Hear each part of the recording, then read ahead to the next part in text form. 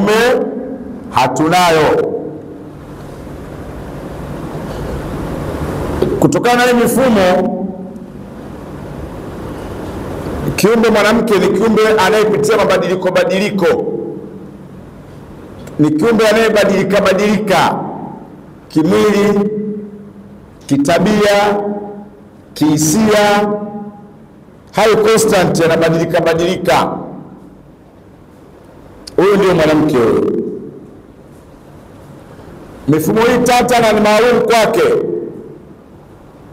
Mwenyezi Mungu amewawekea wao kama kiwanda cha kumleta binadamu, cha kumleta khalifa duniani. Tunapaswa wanaume tujue mifumo hii kwa uzuri zaidi, ili tuweze kuendana nao hawa viumbe wa Allah subhanahu wa ta'ala.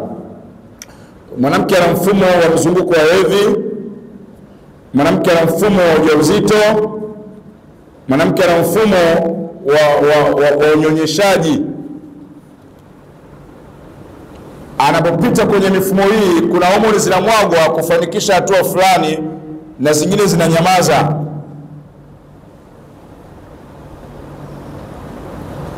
Unapozungumza mfumo wa hedhi, wayasalunaka anil mahid qul huwa adha, wanakuuliza Mtume Muhammad kuhusu hedhi, anaambiwa waambie huu ni uchafu. Neno adha limetafsiriwa kwenye kamusi, miongoni mwa kamusi za Kiarabu. Neno adha, kidonda, usumbufu, maumivu, malalamiko, mateso. Kwa hivyo mwanamke anapoingia kwenye kipindi cha mzunguko wa hedhi anakuwa na kidonda, lakini anakuwa na maumivu. Kuna wengine huwa maumivu yanawatesa mpaka atakwenda kulazwa. Ni hali tu zinatofautiana kutoka mwanamke mmoja kwenda mwanamke mwingine. Huyo ndo mwanamke, maumivu, anateseka, anaumwa, mifumo inamtesa kiasi ambacho inamfunika hata utambuzi wake, inamtikisa mpaka akili, hawi sawasawa. Mfumo wa hedhi unampa shida mwanamke, inabidi kila mume ajue mifumo ya hedhi ya mke wake. Ukichukua siku 28 na 14 mbili zinagawanyika. Kuna 14 ya kwanza na kuna 14 ya pili. 14 ya kwanza ni inayoambatana na yeye kwenda katika mzunguko, na 14 ya pili ni yeye baada ya kutoka kwenye mzunguko. Sasa kuna hali ambazo wanapitia, wanapata mabadiliko ya kihisia, wanakuwa wanyonge, wanakuwa na maumivu makali sana. Mume anatakiwa ajue haya kabla ya kuoa. Kwa kujua haya ndiyo tutaweza kuishi na wanawake. Tuzijue asili za wanawake, lakini tujipange namna ya kuzifikia asili. Tusipozijua asili, hatutaweza kuwafikia. Ndugu waamini, mwanamke anapata mabadiliko kadhaa wa kadhaa katika ujauzito: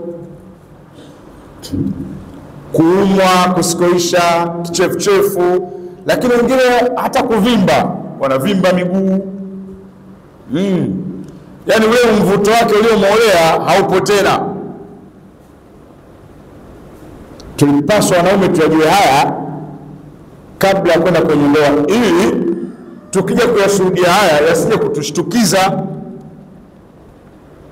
Ukawa unashangaa na kuaje, kumbe umevamia.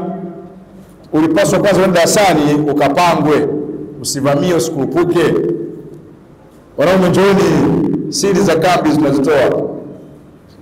Usio kujifanya umechoka kwenye ndoa. Watu wanaacha wanawake kwa makosa madogo, yana kichwa wala miguu, kumbe hawajajua hawa ni viumbe wa mfumo. Mifumo yao tata na ya kipekee na ni maalum kwao. Kuna homoni Allah anazimwaga kipindi cha kujifungua za mkazo. Inawezekana mwingine wiki nzima anateseka uchungu wa nini? Wa uzazi. Pale hawezi kuwa na network ya mambo mengine tena. Anajifungua zinamtoka homoni za kumpenda sana mtoto kuliko baba. Usije ukatuletea sasa kushangaa kwamba mke mbona yuko zaidi na anamjali mtoto kuliko mimi. Anayetakiwa pewe thamani kipindi hicho ni nani? Ni mtoto, sio wewe. Wewe jikunje ngumi kama kibaka.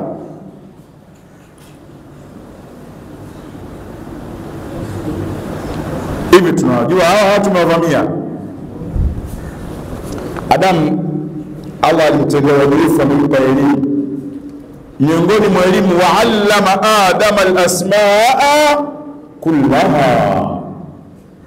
We gave Adam full knowledge about his environment. Tumempa Adamu elimu full timilifu. Tena ma farratna fi kitabi min shay'in, hatujaacha kitu kwenye kitabu.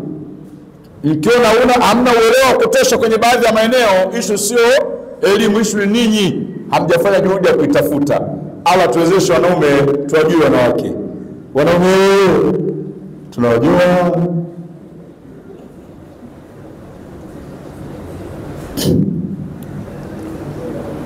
Kiumbe mwanamke ni kiumbe ambaye anapitia katika hali hizo zinamtesa, lakini ukiondoa kiumbe mwanamke, ameumbwa, amewekewa hisa kubwa ya hisia. Moyo wa mwanamke una kamba nyingi za hisia kuliko moyo wa nani? Wa mwanamume. Hizi kamba nyingi za hisia zinamfanya yeye ana mapenzi ya juu sana kuliko mwanamume. Mapenzi yake yanamfikisha kuwa na mapenzi sana na mume kama ameolewa. Mapenzi yanampeleka kupenda sana kunukia, kupenda kujipamba pamba. Hisia zao zina nguvu. Wanasema watu wa biolojia, mfumo wa upigaji wa moyo wa mwanamume unapiga mara moja, unatoa damu nyingi kwa mkupuo. Moyo wa mwanamke unapiga mara nyingi ta, ili kushibisha damu kwenye zile kamba nyingi za nini? Za hisia. Kwa hiyo wana hisia za juu sana. Sasa ukimharibia mwanamke hisia zake, unamuua hata kwenye mvuto, anashindwa kusimama vizuri. Wanawake ni viumbe ambao wakihisia zaidi, emotional sympathy. Wanawake kutokana na wingi wa kamba hizi za hisia kwenye moyo, wanajikuta kuna mara hisia zinaufunika utambuzi. Hii ni sehemu yao ya udhaifu, lakini Allah ametia thamani katika udhaifu. Wanawake wana mioyo ya huruma kuliko sisi wanaume. Allah ameomba hivi ili apate kututuliza. Kiumbe mwanamke ni rahisi kuvaa tukio la huzuni analoliona mbele yake akalivaa yeye kuliko wanaume sisi. Kwa mfano, mmeenda kwenye msiba wewe na mkeo. Inawezekana wewe msiba wala hauhusu kidamu, msiba tu ndugu yenu kiimani. Lakini mwanamke akiona watu wanalia na yeye anafanya nini? Na yeye analia, utafika msiba wa kwake.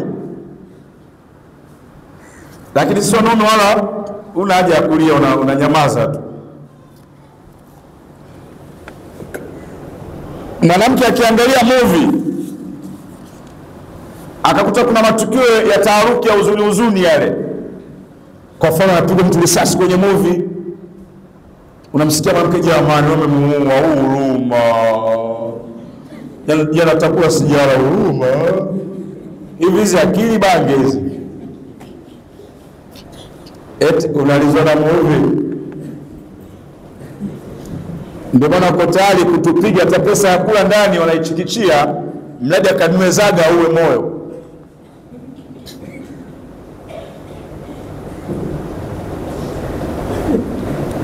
Wale wanaitwa ulul albab Watu wenye akili ni wale wanaojitahidi kusimamia mifumo yao isifunike utambuzi.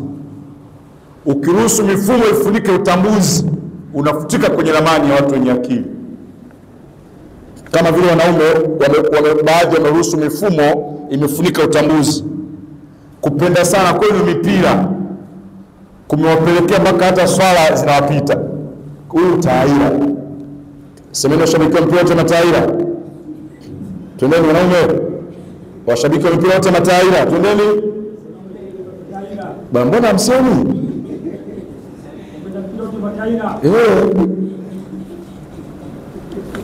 Hivi nyinyi mnamwangaliaje mtu ambaye sheria ya dini Mtume Muhammad ametufundisha wanaume baada ya swala ya Isha tuwahi kurudi wapi? Kuna haki za miongoni mwa maeneo ya kuuchuma moyo wa mtoto wa kike ili afurahie maisha ni kumrudia nyumbani mapema, mpate muda akupe ripoti za nyumba. Uislamu umetambua umuhimu wa taasisi ya familia. Lakini leo kuna watu wengine mashehe, walimu, wanaswali, wana misimamo, lakini kwenye mipira yamekuwa majinga. Semeni washabiki mpira wote mataira. Wengine wamesoma Qur'ani, wanazipita hawa zinasomwa wa idha marru bil laghwi marru kirama. Watu wenye imani wakipita kwenye vitu vya kipuuzi wanafanya nini? Hawakai, wanaondoka. Wanaposikia ujinga wanajitenga. Wamefaulu watu wanaojiepusha na mambo ya kipuuzi. Mwenye akili iliyokuwa safi, kiini safi cha akili hakiachwi kikafunikwa na mifumo. Yani utambuzi ukafunikwa. Wanaume tunatumia cognitive empathy. Sisi tunatumia zaidi akili. Wanawake wanatumia sana nini? Hisia. Na ndio maana yawezekana mume ukarudi jioni au mume unachelewa kurudi, ndio yenye mapenzi, unakuta mke anahangaika